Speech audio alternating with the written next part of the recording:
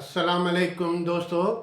अवां सां मुखातिब थींदो रहंदो आहियां ऐं मुख़्तलिफ़ किताबनि जे हवाले सां थोरो थोरो ॻाल्हाईंदो रहियो आहियां ऐं उन्हनि जो तारीफ़ तव्हांजे आॾो पेश कंदो रहियो आहियां।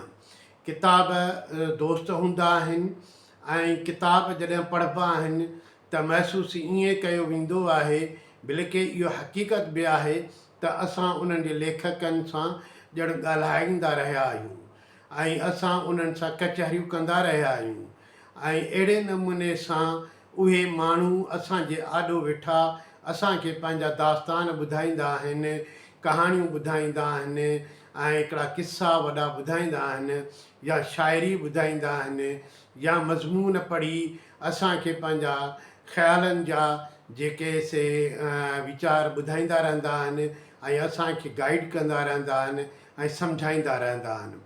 जेके बि असां किताब पढ़ूं था, जिन बि लेखकनि जा पढ़ूं था, आउं सम्झां थो त उहे लेखक असांजा उस्ताद आहिनि, छाकाणि त उन्हनि जे दास्ताननि मां, उन्हनि जे कहाणियुनि मां, उन जी शाइरीअ मां, उन जे मज़मूननि मां असां घणो कुझु पिरायूं था ऐं उन्हनि मां असां ॿोली बि सिखूं था, उन्हनि मां असां उन्हनि जा जुमिला लफ़्ज़ मुहावरा बि सिखूं था ऐं अहिड़े तरीक़े सां असां उन्हनि जा इंतिहाई थोरात आहियूं जेके पंहिंजा किताब लिखी असां ताईं पहुचाइनि था, पंहिंजा ख़्याल लिखी असां ताईं पहुचाइनि था।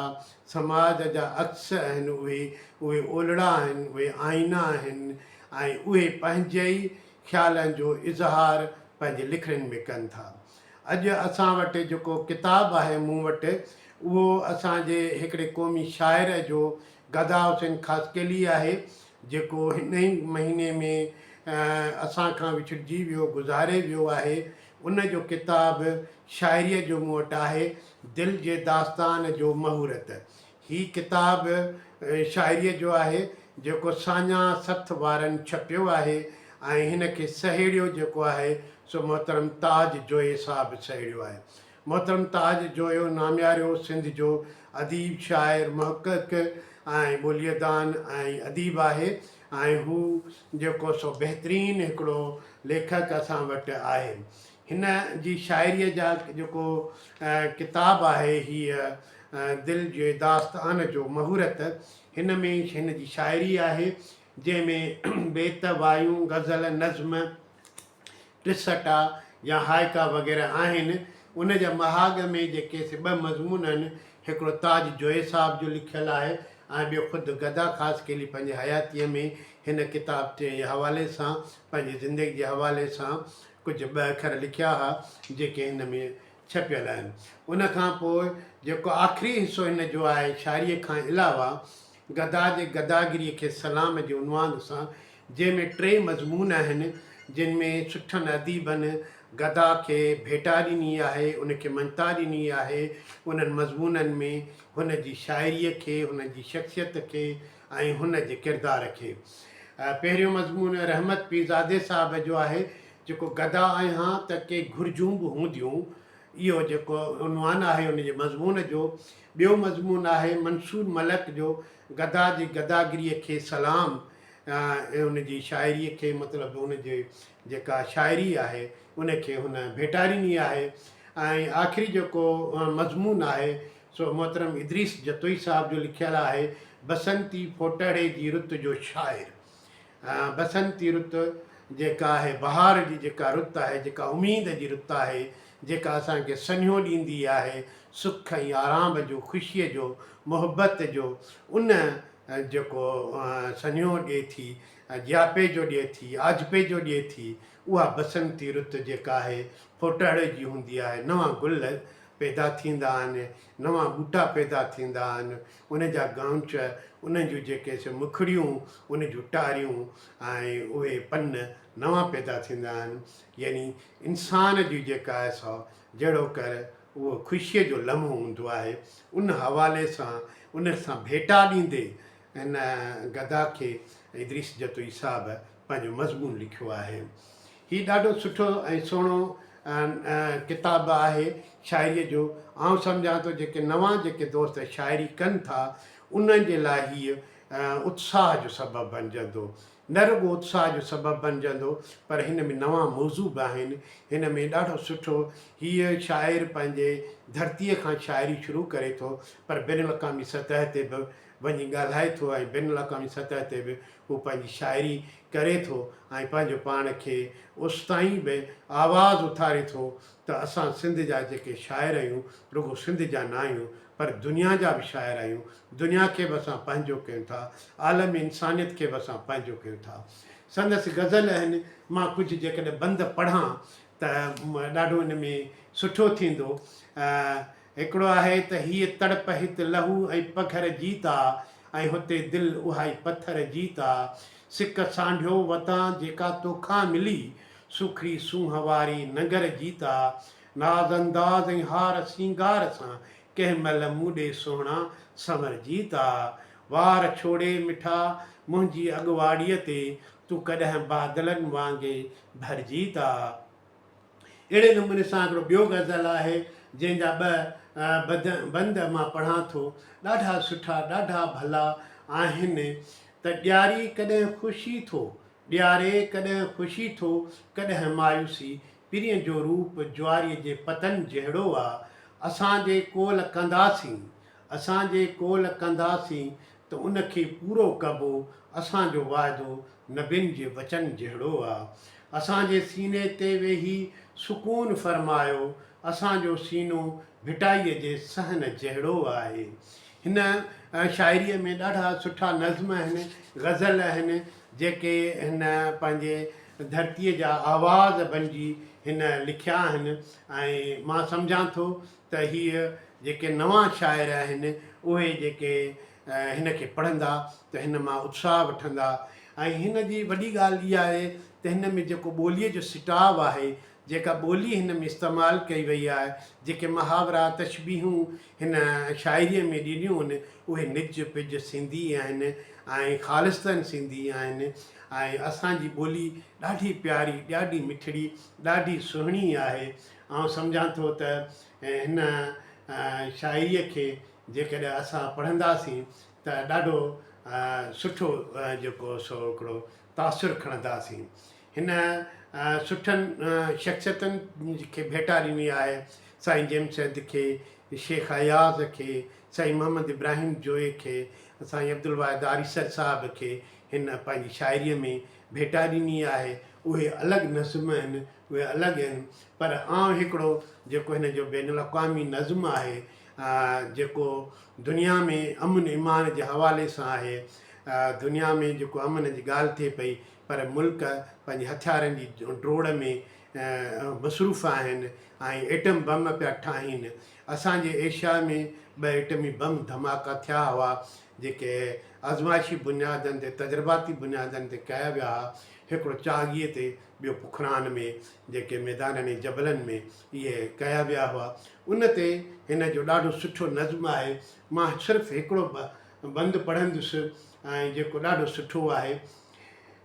दारूअ जे धप ते दुनिया खां गुल ऐं पोपट विछड़ी वेंदा, दारूअ जे धप ते दुनिया खां गुल ऐं पोपट विछड़ी वेंदा, इख़लाक़ी आदाब सभई तहज़ीबुनि खां झटि विछड़ी वेंदा, के मरंदा के पागल थी हिक ॿिए खां झटिपट विछड़ी वेंदा, मेहारनि जे मन में मातम सुहिणियुनि खां घटि विछड़ी वेंदा, ही सरासर कुदरत जी आहे, ही सरासर कुदरत जी आहे, नक्शे ऐं निशान ते हमिलो, चागी ऐं पुखरान ते हमिलो, अलाह ऐं भॻवान ते हमिलो। ही चागी ऐं पुखरान जे हवाले सां एटमी बम धमाकनि जे हवाले सां ॾाढो सुठो नज़्म आहे जेको अमन जी निशानदी करे थो, अमन लाइ पैगाम ॾिए थो त असांखे हथियारनि जी ज़रूरत न आहे, असांखे एटम बमनि जी ज़रूरत न आहे पर असांखे तइलीम, सिहत ऐं ख़ुशहालीअ जी ज़रूरत आहे, असांखे पंहिंजे मानी ऐं गभे जी ज़रूरत आहे। ऐं उन हवाले सां हिन जो ही नज़्म आहे जेको ॾाढो सुठो ऐं सुहिणो आहे। गदा जो हिकिड़ो ॿियो नज़्म आहे जेको पाणीअ जे हवाले सां आहे, दरिया जे हवाले सां आहे। हींअर दरिया जा जेके सोकाड़ो आहे, दरिया खे सुकायो पियो वञे, दरिया मां कैनाल कढिया पिया वञनि, दरिया खे जे हवाले सां उनखे हाइजेक कयो पियो वञे, उन जे हवाले सां ॾाढो सुठो नज़्म आहे ऐं उनवान अथसि पाणीअ जा मरसिया लिखूं। हिकिड़ो मां बंदि पढ़ंदुसि। बाग़नि जा गुल खेतनि जूं गुल ॿाटियूं सुकी वेंदियूं लिखो। भंवर ऐं भंवरियुनि जूं खंभड़ाटियूं सुकी वेंदियूं लिखो। पाणीअ खे तकींदे अखियूं आतियूं सुकी वेंदियूं। महिराण जियां हर माउ जूं महिराण जियां हर माउ जूं छातियूं सुकी वेंदियूं लिखो। ज़हननि जे महवरनि मथां मेड़ा ऐं मौरका लिखो।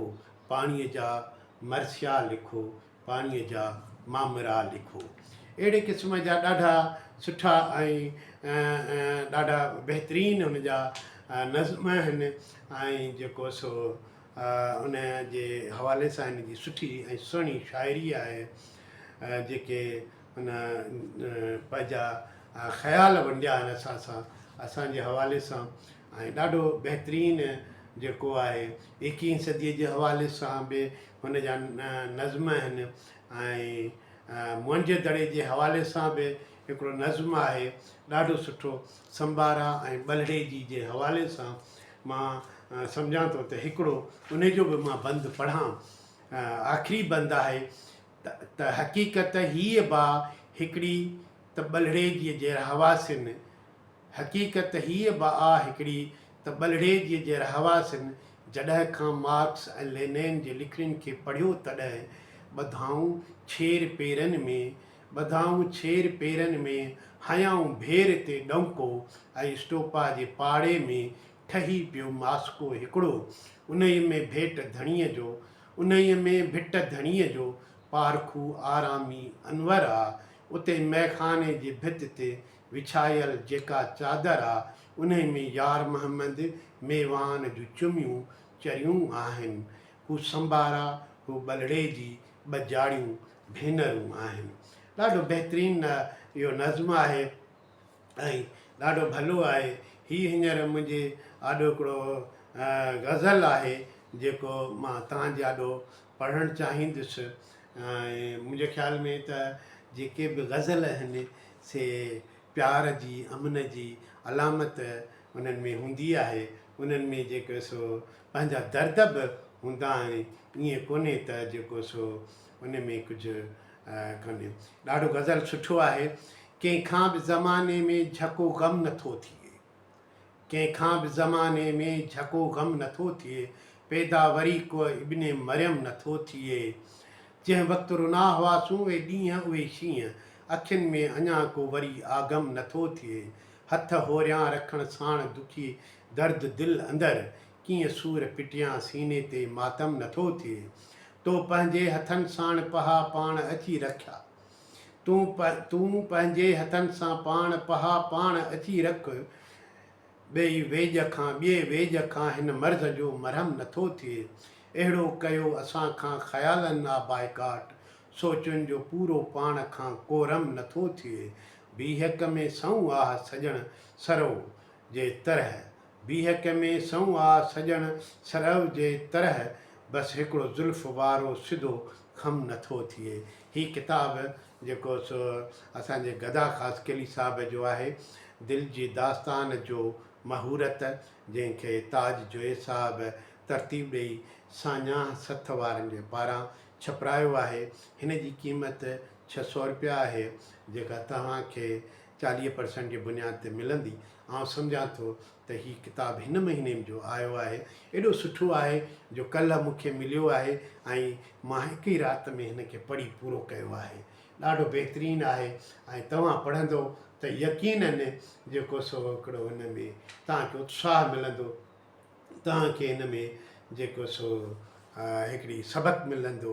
हिकु शाइरीअ जो हिकु ॿोलीअ जो हिकु अमन जो हिकु मुहबत जो ऐं शाइर हूअं बि चवंदा आहिनि त अमन ऐं मुहबत जा तर्जुमान हूंदा आहिनि पैगाम्बर हूंदा आहिनि। असां हिननि खे पढ़ूं ऐं हीअं सां हंडायूं। तव्हां सभिनी जी महिरबानी। आख़िर में हिकिड़ो गुज़ारिश त मुंहिंजो यूट्यूब चैनल आहे जोयो लाइब्रेरी उन खे ॾिसो उन खे ॿुधो उन ते कमेंट कयो। तव्हांजा कमेंट मुंहिंजे लाइ रहनुमाई थींदा। तव्हांजी महिरबानी। Thank U.